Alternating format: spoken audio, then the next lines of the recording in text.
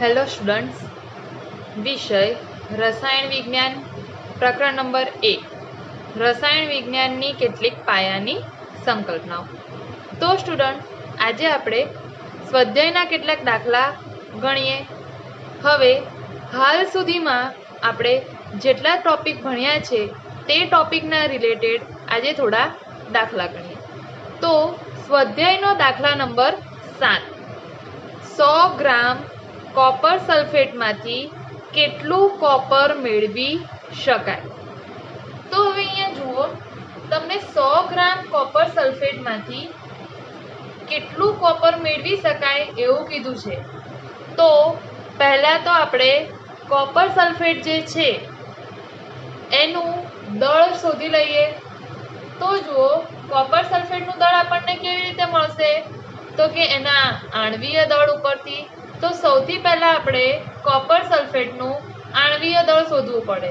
તો કોપર સલ્ફેટનું આણ્વીય દળ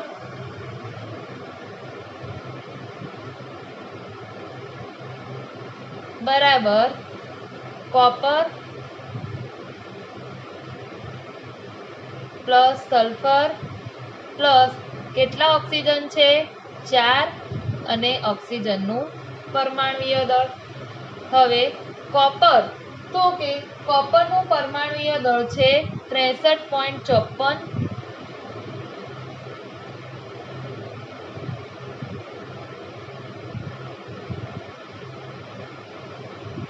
સલ્ફરનું પરમાણ્વીય દળ છે 32.06.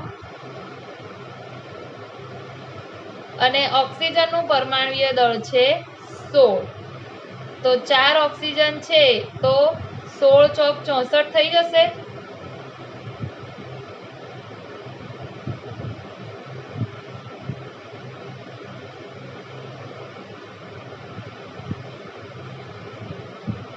તો કોપર સલ્ફેટનું આણ્વીય દળ આપણને મળશે 159.6. હવે આણ્વીય દળનો એકમ આપણે એટોમિક માસ યુનિટ અથવા તો યુનિફાઈડ માસ એવું પણ લખી શકીએ છીએ, તેમજ ગ્રામ પ્રતિ મોલ એવી લખાય. તો કોપર સલ્ફેટનું આણ્વીય દળ મળ્યું 159.6 ગ્રામ પ્રતિ મોલ. હવે આપણને એવું પૂછ્યું છે કે 100 ગ્રામ કોપર સલ્ફેટમાંથી કેટલું કોપર મેળવી શકાય? તો હવે અહીંયા આપણે એવું લખી શકીએ કે 159.6 ગ્રામ કોપર સલ્ફેટ બરાબર છે, એ એનું આણ્વીય દળ છે. એની અંદર 63.54 ગ્રામ કોપર હોય. તો 100 ગ્રામ કોપર સલ્ફેટમાંથી કેટલા કોપર મળે? હવે આપણે આજે શોધ્યું કોપર સલ્ફેટનું આણ્વીય દળ, તો 159.6 ગ્રામ કોપર સલ્ફેટમાં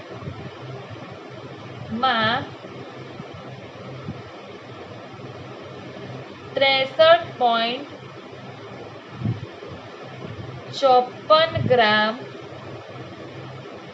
કોપર છે. બરાબર. તો 100 ગ્રામ કોપર સલ્ફેટમાં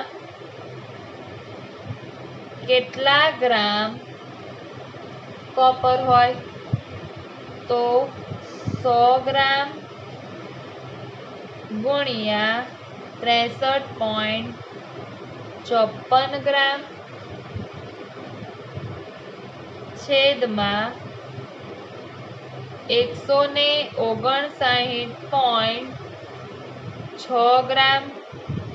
તો જવાબ આપણને આવશે 39.81 ગ્રામ કોપર મળે. બરાબર છે.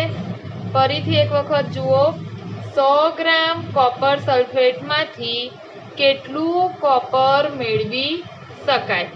તો આપણે સૌથી પહેલા કોપર સલ્ફેટ છે તેનું આણ્વીય દળ શોધવું પડે. તો તમે આગળ શીખી ગયા છો આણ્વીય દળ કેવી રીતે શોધાય. તો કે પરમાણુઓ જેટલી સંખ્યા આપી હોય તે પરમાણુઓનો ગુણાકાર તેના પરમાણ્વીય દળ સાથે કરીએ તો આપણને આણ્વીય દળ મળે.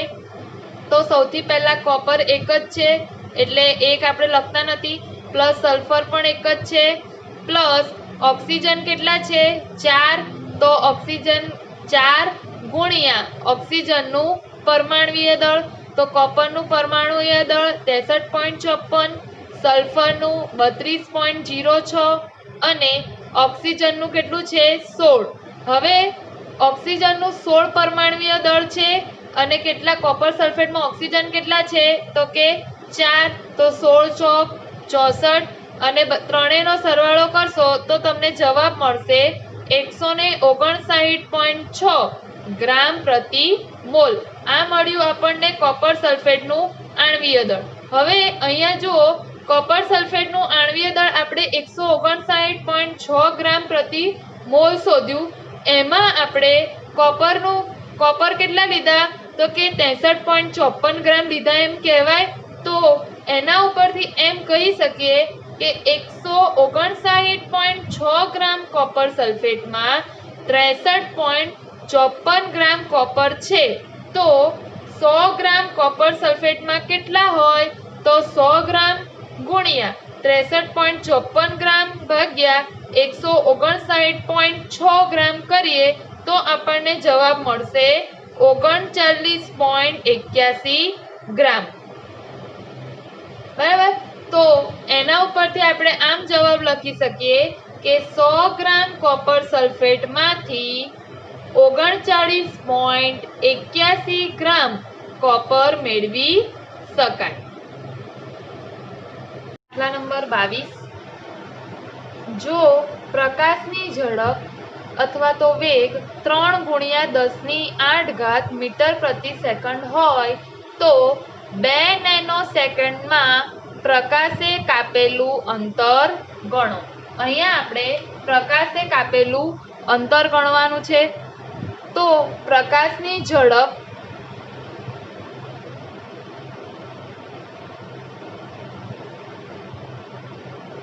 બરાબર 3 ગુણ્યા 10⁸ મીટર પ્રતિ સેકન્ડ.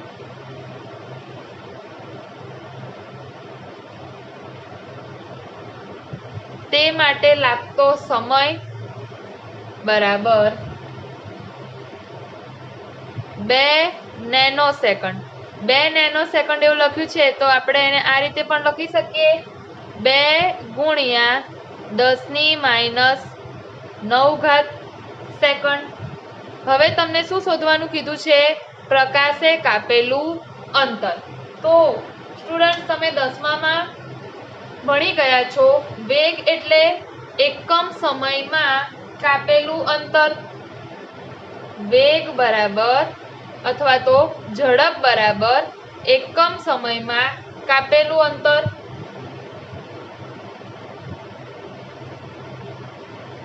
તો સૂત્ર શું આવે ઝડપ બરાબર અંતરના છેદમાં સમય. અહીંયા તમને સમય આપી દીધો છે અને ઝડપ આપી દીધી છે, અંતર શોધવાનું છે. તેથી અંતર બરાબર ઝડપ ગુણ્યા સમય. ઝડપ છે 3 ગુણ્યા 10⁸ અને મીટર પ્રતિ સેકન્ડ ગુણ્યા સમય છે 2 ગુણ્યા 10⁻⁹ સેકન્ડ. સેકન્ડ અહીંયા મીટર પ્રતિ સેકન્ડ એટલે મીટરના છેદમાં સેકન્ડ એટલે સેકન્ડ ઉડી જશે.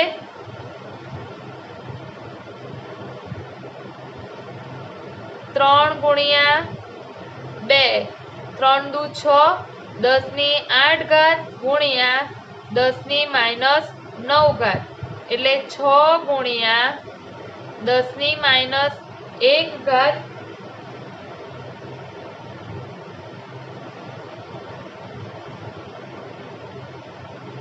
મીટર. એને આપણે 0.6 મીટર એમ પણ લખી શકીએ. તો 3 ગુણ્યા 10⁸ ઝડપે 2 નેનો સેકન્ડમાં પ્રકાશે કાપેલું અંતર 0.6 મીટર થાય. દાખલા નંબર 9, નીચેની માહિતીનો ઉપયોગ કરીને ક્લોરીનનું સરેરાશ પરમાણ્વીય દળ ગણો. હવે અહીંયા જુઓ, તમને ક્લોરીન 35 અને ક્લોરીન 37 એમ બે સમસ્થાનિક આપેલા છે. તેમાં ક્લોરીન 35 આપણને કુદરતમાંથી 75.77% મળે છે અને તેનું મોલર દળ આપેલું છે 34.9689. એ જ રીતે ક્લોરીન 37 જે છે એ આપણને કુદરતમાંથી 24.23% મળે છે અને તેનું મોલર દળ આપેલું છે 36.9659. તો આપણને આ જે બે સમસ્થાનિકો આપેલા છે એના મોલર દળનો ઉપયોગ કરીને આપણે સરેરાશ પરમાણ્વીય દળ શોધવાનો છે. હવે આપણે આગળના લેક્ચરમાં જોયું હતું કે પરમાણ્વીય દળ અને આણ્વીય દળને મોલર દળ તરીકે પણ ઓળખવામાં આવે છે. તો એક રીતે જો કહીએ તો આ જે મોલર દળ છે એ ક્લોરીન 35 અને ક્લોરીન 37 ના શું આપેલા કહેવાય? પરમાણ્વીય દળ. તો એના ઉપરથી આપણે ક્લોરીનનું સરેરાશ પરમાણ્વીય દળ શોધીએ.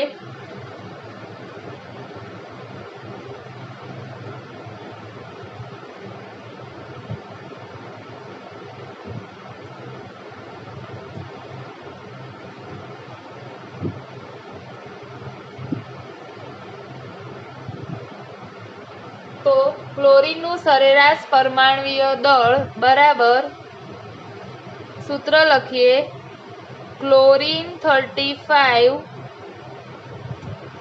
નું ટકામાં પ્રમાણ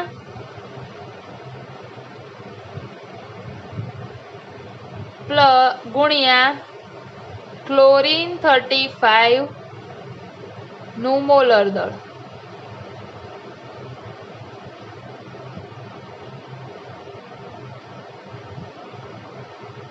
પ્લસ ક્લોરીન 37 નું ટકામાં પ્રમાણ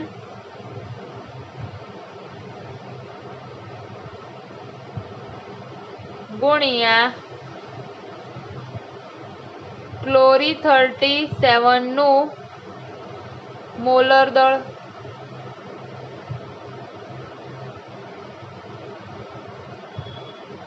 ભાગ્યા 100. બરાબર છે. સરેરાશ શોધવાનું છે એટલે આ જે બંને પરમાણ્વીય દળ આપેલા હોય બરાબર, એનો શું કરવાનો હોય અહીંયા? સરવાળો. અથવા તો જે મોલર દળ આપેલા હોય એનો શું કરવાનો હોય અહીંયા? સરવાળો. એની આપણને સહેલું પડે એટલે આપણે હંમેશા શું કરી દઈએ છીએ? પહેલાથી છેદમાં 100 લખી દઈએ છીએ. હવે જો ટકામાં પ્રમાણ ક્લોરીન 35 નું લખીએ 75.77, મોલર દળ 34.9689 પ્લસ ક્લોરીન 37 નું ટકામાં પ્રમાણ છે 24.23 ગુણ્યા તેનું મોલર દળ છે 36.9659 છેદમાં 100. 75.77 ગુણ્યા 34.9689 થશે 2649.59 પ્લસ 24.23 ગુણ્યા 36.9659 આપણે કરીએ તો એનો સરવાળો થશે 895.6837 છેદમાં 100. આ બંનેનો સરવાળાનો જવાબ આવશે 35,3545.27 છેદમાં 100. બરાબર. तो आंसर आवशे आपणो 35.452 यू એટલે કે યુનિફાઈડ માસ। તો ક્લોરીનનો સરેરાશ પરમાણ્વીય દળ આપણને મળ્યો 35.452 યુનિફાઈડ માસ। દાખલા નંબર 10, ઇથેનના 3 મોલમાં નીચેનાની ગણતરી કરો। એમાં પહેલું છે કાર્બન પરમાણુના મોલની સંખ્યા ગણો। હવે જો ઇથેન છે એટલે કે C2H6, એમાં 2 કાર્બન પરમાણુ આવેલા છે અને 6 હાઇડ્રોજન પરમાણુ આવેલા છે। પહેલો ક્વેશ્ચન આપણને એવું કીધું છે કે કાર્બન પરમાણુના મોલની સંખ્યા ગણો। તો અને આપણે આ જે ક્વેશ્ચનો જે છે એ બધા જ ક્વેશ્ચન 3 મોલ ઇથેન માટે ગણવાનું છે, બરાબર। તો પહેલું જોઈએ તો કે કાર્બન પરમાણુના મોલની સંખ્યા, તો આપણે એવું કહી શકીએ કે 1 મોલ ઇથેનમાં 1 મોલ ઇથેનમાં આ 1 મોલ ઇથેન કહેવાય। એમાં કેટલા કાર્બન છે? 2, તો 2 મોલ કાર્બન પરમાણુ છે।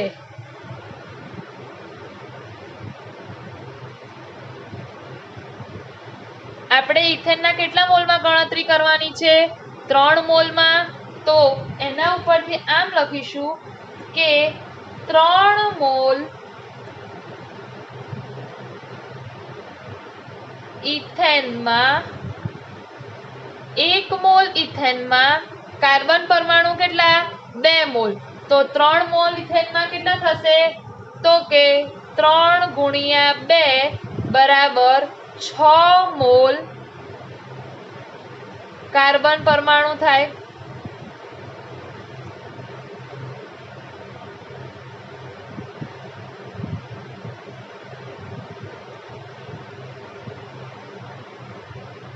દાખલા નંબર 10 માં બીજો ક્વેશ્ચન છે હાઇડ્રોજન પરમાણુના મોલની સંખ્યા।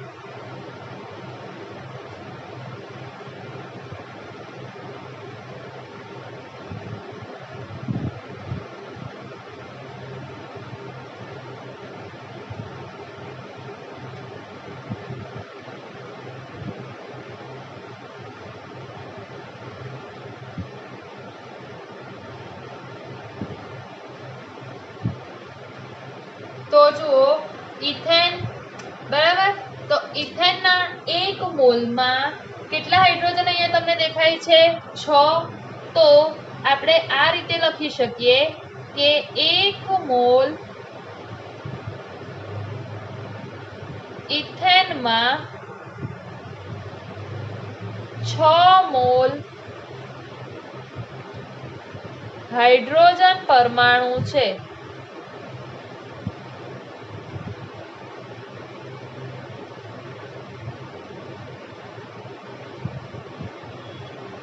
આપણે ગણતરી કેટલા મોલમાં કરવાની છે? ઇથેનના 3 મોલમાં। તેથી 3 મોલ ઇથેનમાં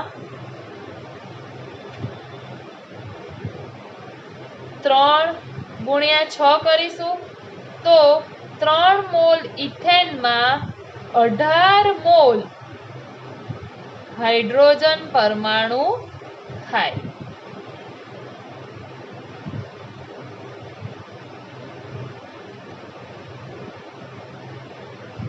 દાખલા નંબર 10 માં ત્રીજો ક્વેશ્ચન છે ઇથેનના અણુની સંખ્યા।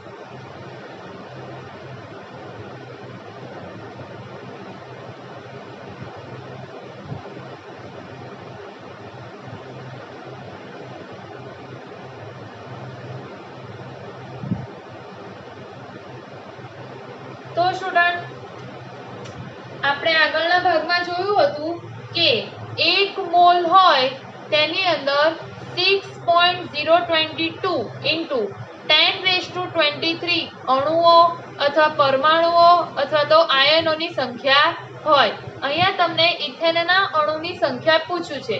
પહેલા સૂચના ઉપર આપી દીધી છે કે 3 મોલમાં ગણતરી કરવાની, તો આપણે એવું લખી શકીએ કે 1 મોલ ઇથેનમાં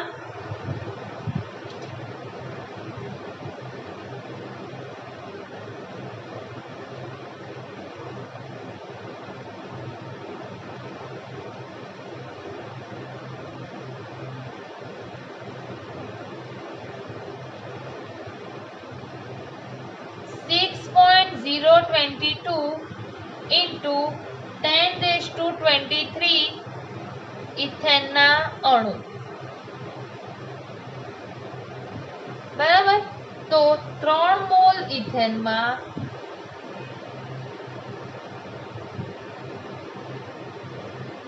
અણુઓની સંખ્યા કેટલી? તો થશે 3 ગુણ્યા 6.022 ઇન્ટુ 10⁻23 ડિવાઈડ બાય 1, તો આપણો આન્સર આવશે 18.066 ગુણ્યા 10⁻23। વૈજ્ઞાનિક સંકેત પદ્ધતિ મુજબ લખવાનું, હંમેશા દશાંશ ચિહ્ન પહેલા એક જ શૂન્ય સિવાયનો અંક હોવો જોઈએ, બરાબર છે। તો હવે આન્સર લખીશું 1.8066। દશાંશ ચિહ્ન ડાબી બાજુ ખસેડ્યું અને એ પણ કેટલા સ્થાન? 1 સ્થાન। તો દશાંશ ચિહ્નને ડાબી બાજુ ખસેડવામાં આવે તો ઘાતમાં શું થશે? ઉમેરો। તો 10⁻23 છે, એમાં 1 ઉમેરીશું તો થઈ જશે 10⁻24। તો આ આપણને મળ્યા ઇથેનના અણુની સંખ્યા।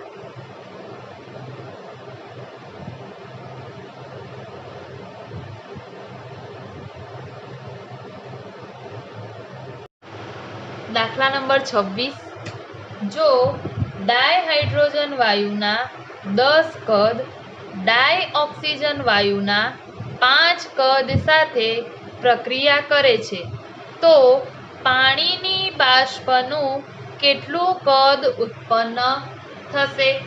તો અહીંયા જુઓ, ડાયહાઇડ્રોજન વાયુ તો H2 ગેસ પ્લસ ડાયઓક્સિજન વાયુ તો O2 ગેસ, એમની વચ્ચે રાસાયણિક પ્રક્રિયા થઈને મળે છે પાણીની બાષ્પ એટલે કે H2O ગેસિયસ ફોર્મમાં।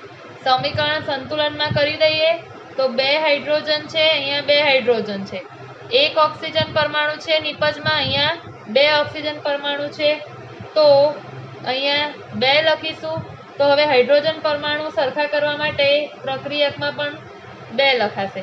રાસાયણિક સમીકરણ સંતુલનમાં થઈ ગયું।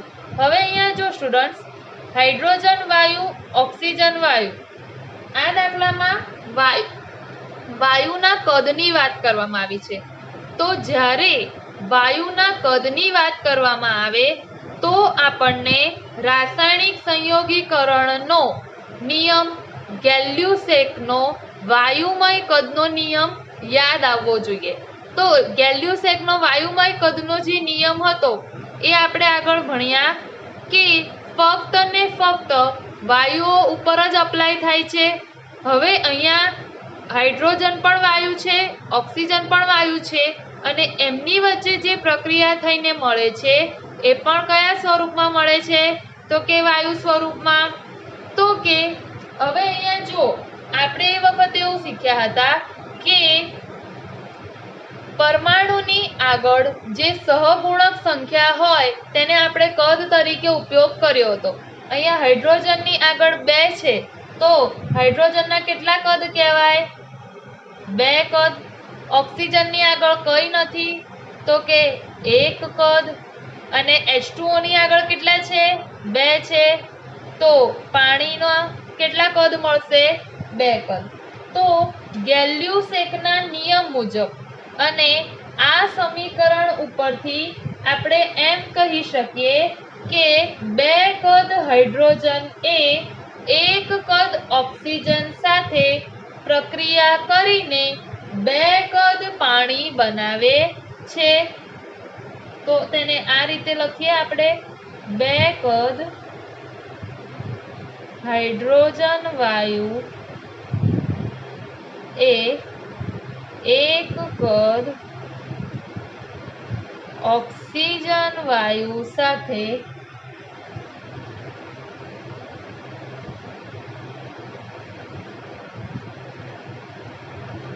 પ્રક્રિયા કરી 2 કદ પાણીની બાષ્પ બનાવે છે. આપણને રકમમાં શું આપેલું છે કે 10 કદ હાઇડ્રોજન વાયુ 5 કદ ઓક્સિજન સાથે પ્રક્રિયા કરે તો કેટલા કદ પાણીની બાષ્પ બને. અહીંયા આપણે સમીકરણ ઉપરથી લખ્યું કે 2 કદ હાઇડ્રોજન એ 1 કદ સાથે ઓક્સિજન સાથે પ્રક્રિયા કરે તો 2 કદ પાણી બને. તો અહીંયા રકમમાં આપણને કેટલું આપ્યું છે, 10 કદ હાઇડ્રોજન વાયુ. તો અહીંયા આપણે એમ લખી શકીએ કે 10 કદ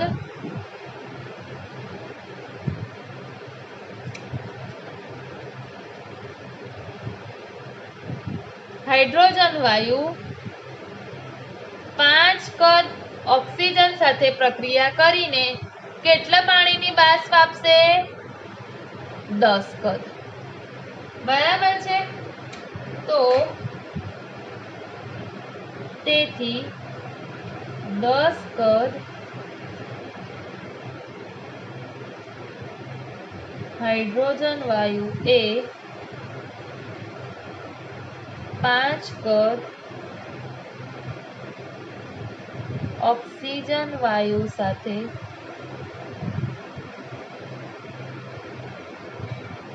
પ્રક્રિયા કરી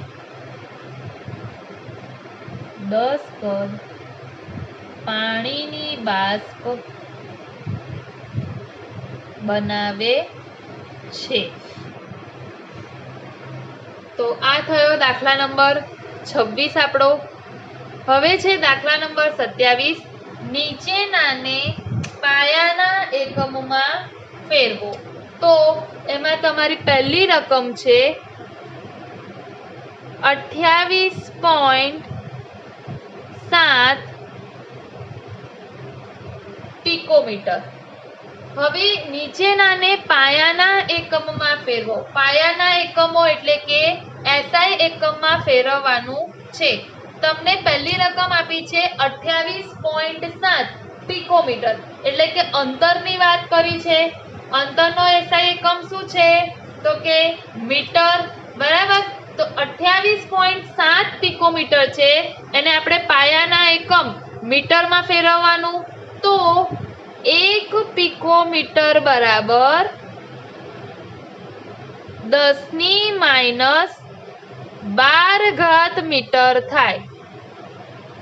અને આપણને કેટલા પિકોમીટર આપ્યા છે તો કે 28.7 પિકોમીટર બરાબર કેટલા મીટર થાય તો લખાશે 28.7 પિકોમીટર ગુણ્યા 10⁻12 મીટર છેદમાં 1.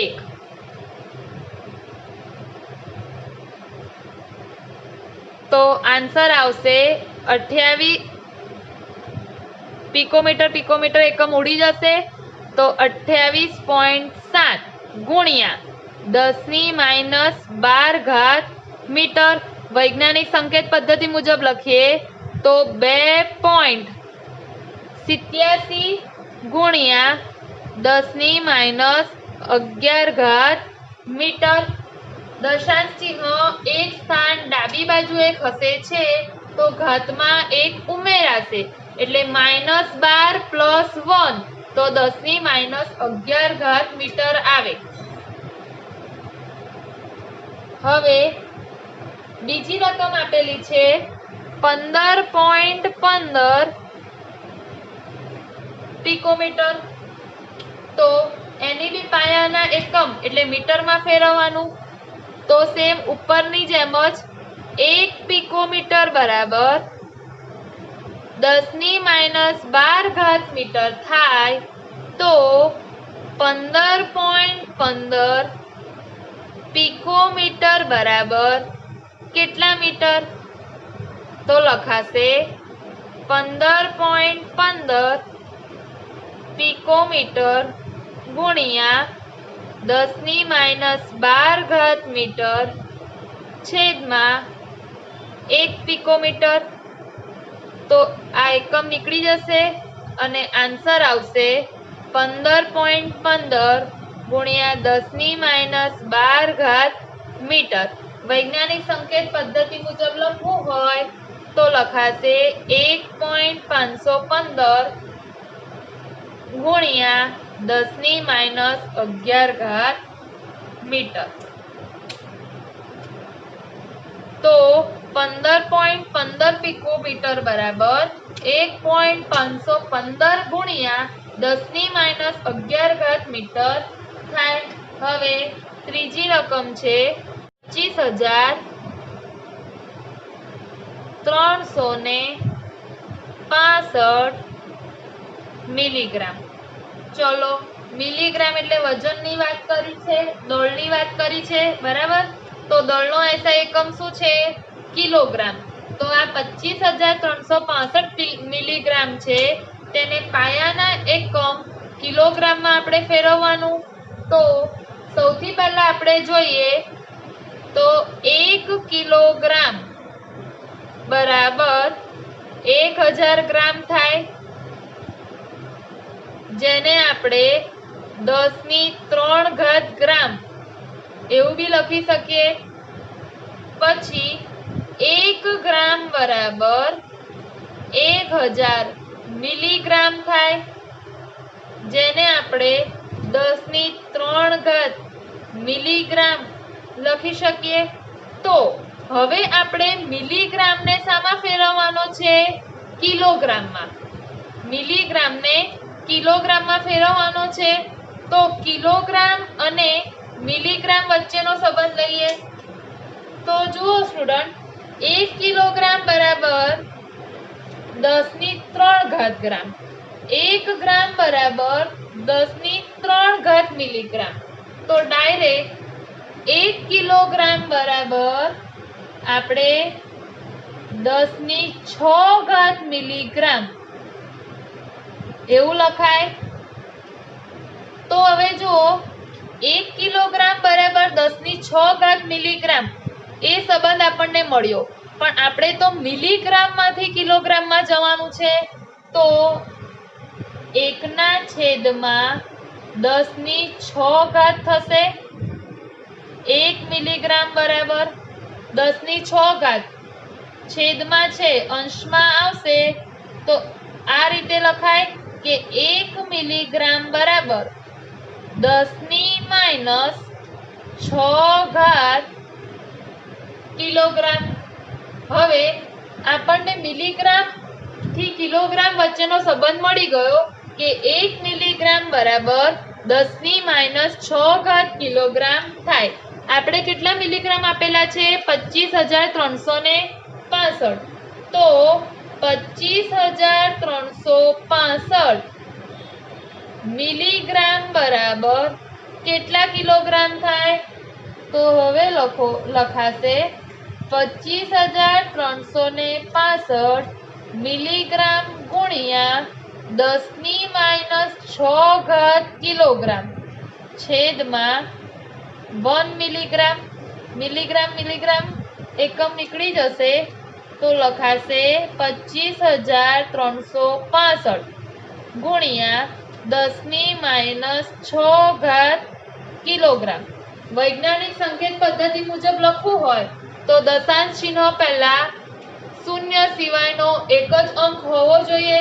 અહીંયા ઘણા બધા છે તો દશાંશ ચિહ્ન પહેલા એક જ અંક એટલે 2 પછી દશાંશ ચિહ્ન તો 2.5356. હવે આપણે કેટલા સ્થાન ડાબી બાજુએ ગયા? 4 સ્થાન. તો 10⁻6 માં +4 ઉમેરાશે તો આન્સર આવશે 10⁻2. તો વૈજ્ઞાનિક સંકેત પદ્ધતિ મુજબ 25,365 મિલીગ્રામ બરાબર 2.53 છે 2.5365 ગુણ્યા 10⁻2 કિલોગ્રામ થાય. તો આ થયો 25,365 મિલીગ્રામ નો પાયાના એકમ કિલોગ્રામ સાથેનો સંબંધ. નંબર 30 કાર્બન 12 પરમાણુનું દળ ગ્રામમાં કેટલું હશે?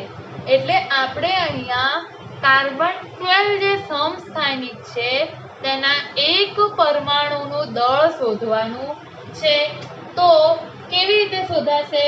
તો આપણે જોયું હતું કે જ્યારે એક પરમાણુનું દળ શોધવાનું હોય તો શું કરવું પડે? તો કે કાર્બનનું પરમાણુય દળ છેદમાં એવોગેડ્રો અંક. તો કાર્બન 12 પરમાણુનું દળ બરાબર કાર્બનનું પરમાણુય દળ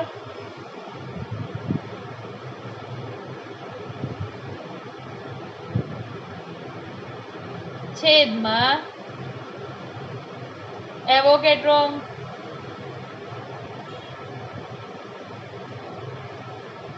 કાર્બનનો પરમાણુય દળ આપણને ખબર છે 12, બરાબર,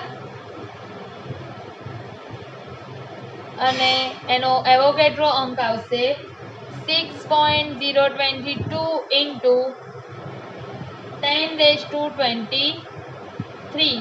તો 12 ભાગ્યા 6.022 into 10⁻23 કરીશું તો કાર્બનના એક પરમાણુનું દળ મળશે 1.9927 into 10⁻23 ઉપર જતી રહેશે એટલે 10⁻23 ગ્રામ. તો આ આપણને મળ્યું કાર્બન 12 ના એક પરમાણુનું દળ. હવે દાખલા નંબર 31 નીચેની ગણતરીથી મળતા જવાબમાં કેટલા અર્થસૂચક અંક છે તે જણાવો.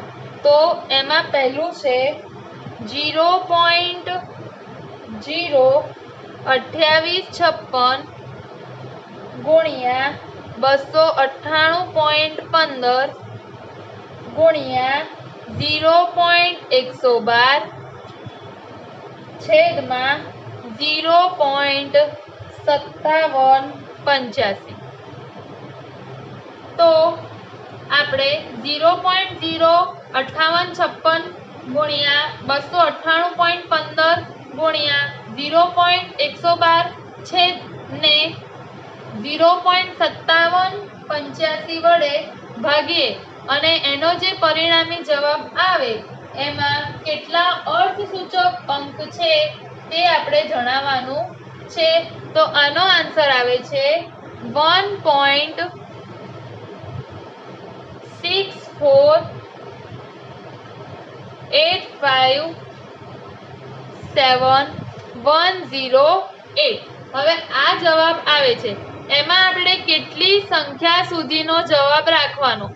તો જ્યારે આપણે અર્થસૂચક અંકના ગુણાકાર અને ભાગાકાર શીખ્યા હતા ત્યારે તેમાં નિયમ હતો કે આપેલી જે રકમ હોય તેમાં જે સંખ્યામાં ઓછામાં ઓછો અર્થસૂચક અંક હોય તેટલો અર્થસૂચક અંક આપણે પરિણામી જવાબમાં રાખવાનો.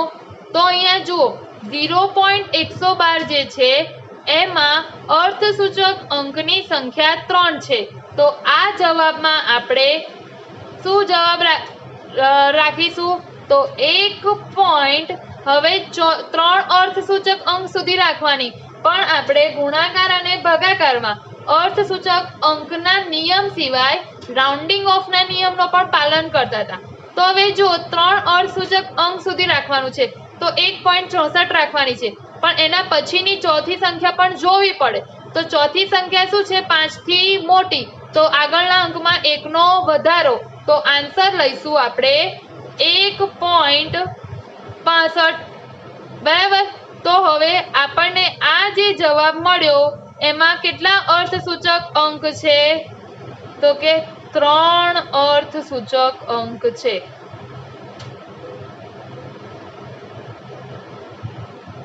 હવે બીજું લઈએ તો કે બીજું છે 5 ગુણ્યા 5.364. તો નોર્મલ ગુણાકાર જ કરવાનો. 5 ગુણ્યા 5.364 કરશો તો આન્સર આવશે 26.82. હવે આમાં તો બધા અર્ધસૂચક અંકો જ છે. તો અહીંયા અર્ધસૂચક અંકો કેટલા?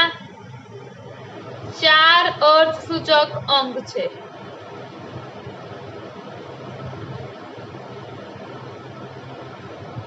ત્રીજી રકમ લઈએ 0.0125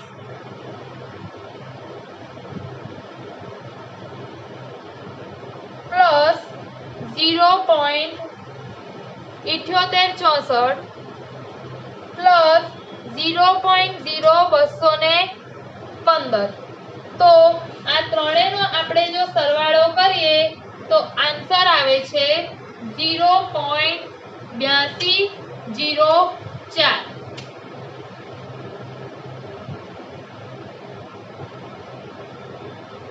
તો આ જે પરિણામી સરવાળામાં જવાબ મળ્યો બરાબર છે. એમાં અર્ધસૂચક અંક કેટલા છે?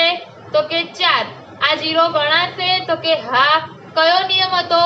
કે બે શૂન્ય સિવાયના અંકો વચ્ચે રહેલો જે શૂન્ય હોય તેને અર્ધસૂચક અંક કહેવાય.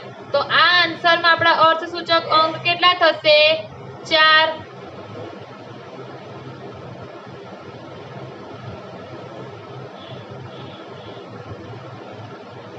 તો આ થયો આપણો દાખલા નંબર 31.